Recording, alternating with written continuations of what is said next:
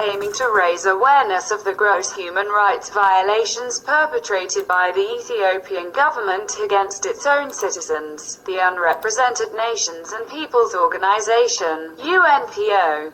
In cooperation with the Nonviolent Radical Party, PRNTT, the Human Rights League of the Horn of Africa and the Ogaden People's Rights Organization, convened two-side events to the 32 regular session of the UN Human Rights Council in Geneva, on 22 and the 23rd of June 2016, respectively.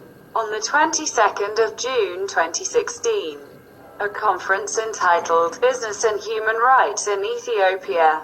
Double-digit growth at what cost looked at the systematic and large-scale violations of human rights committed hand-in-hand by transnational corporations and the Ethiopian government, with particular focus on the Ogaden region. Mr. Abdurrahman Mahdi, chairman of the Ogaden People's Rights Organization, OPRO, provided the audience, comprised of human rights defenders, diplomats, politicians, journalists and academics from all over the world, with an introductory overview of the Ogaden, a region that has recently seen its territory divided into 22 blocks to be then assigned to transnational corporations, with no regard whatsoever to the local inhabitants, who are being forcefully displaced and denied access to their grazing lands.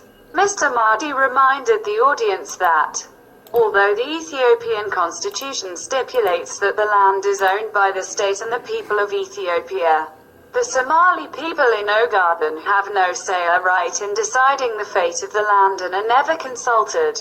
In a region where aid is severely restricted and international NGOs are denied access or operate under direct supervision, detention, rape, summary execution and torture are rampant. Mr. Mahdi explained, even the International Committee of the Red Cross has been banned from working in the Ogaden since 2007, while it is allowed in other parts of Ethiopia. Only during the last 6 months, several civilians in 69 localities were arrested, detained, beaten, looted or killed. On the 6th of June 2016, 51 people were killed in Jama Dubad. In the Gashamo district on the 15th of June, more than 400 civilians, relatives of Ogaden diaspora members were detained and tortured in Kabridaha, Danan, Wardha, Godi and Dagobah, after some demonstrations against the regional president had taken place in Australia. Following Mr. Mahdi's presentation, journalist and director Mr. Graham Peoples screened for the first time his recent short documentary, Ogaden, Ethiopia's Hidden Shame.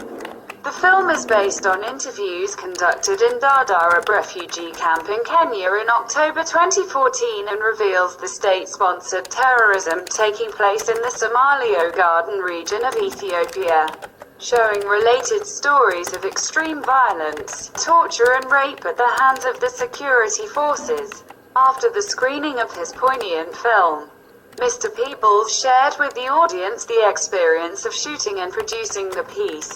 Mr. Peoples remarked that, in addition to Ethiopian military and paramilitary being engaged in killings to clear the area for resource exploration, the Ogaden has also been severely affected by drought and famine. Although the WFP is providing emergency food aid in the Ogaden, the relief program has been forced to recruit locals who are said to be working for the Ethiopian security services, he explained. As a result, food aid is increasingly being diverted from WFP warehouses to local agencies, who reportedly transfer it to the army of government regional administrators, who then divide the food amongst themselves with the purpose of being sold on the black market or given to groups that support the ruling party, followed by a debate. This first conference sought to address the complex relationship between business and human rights in Ethiopia, where the most basic rights of the local population are sacrificed on the altar of major economic interests and so-called development. On the 23rd of June 2016, the second side event, In collaboration, the Human Rights League of the Horn of Africa, HRLHA, shifted the focus to the Oromo region of Ethiopia where, in November 2015, national security forces responded to largely peaceful protests with excessive and lethal force. The round table was entitled Violations of Freedom of Assembly and Demonstration. Brutal crackdown on peaceful Oromo protests. Mr. Garoma Wakasa, director of the Human Rights League of the Horn of Africa, opened his presentation by offering a comprehensive overview of the situation of the Oromo, who despite being the largest ethnic group, are largely socially and politically marginalized. Mr. Wakasa presented the origins of the protests that broke out across Oromia in 2015, when civilians took to the streets to protest against the so-called Integrated Master Plan, the central government's intention to expand Addis Ababa's municipal boundary into Oromia regional territory. Mr. Wakasa emphasized that the demonstrations were mainly led by Oromo students, and while the protests started as an opposition to the master plan, they gradually evolved into a wider Oromo movement leveled against the central authorities.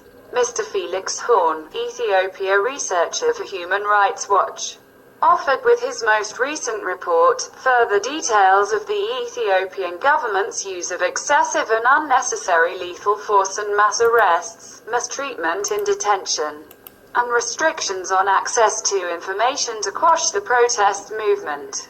His publication was based on interviews with more than 125 protesters, bystanders and victims of abuse, who documented serious violations of the rights to free expression and peaceful assembly by security forces against protesters and others. Between the very beginning of these protests in November 2015 and up until May 2016. Moreover, Mr. Horn explained that Ethiopian government's pervasive restrictions on independent human rights investigations and media have meant that very little information has been coming from affected areas. Since mid-March 2016, the Ethiopian government has restricted access to Facebook and other social media, as well as restricted access to diaspora television stations. The well-achieved goal of convening two-side events to the 32 regular session of the UN Human Rights Council was to raise awareness of the dangerous misconception that Ethiopia is an African democracy on the make, and a beacon of stability in an otherwise troubled region. Both events informed human rights defenders, diplomats, politicians, journalists and academics from all over the world about the dire human rights situation in Ethiopia. Firstly, by shedding a light on the damage caused by large-scale business operations, notably in areas inhabited by ethnic groups who are already being systematically marginalized and suppressed by the central government. Secondly, by looking at how an authoritarian regime uses brutal and lethal force against peaceful protesters, such as the case of Oromia.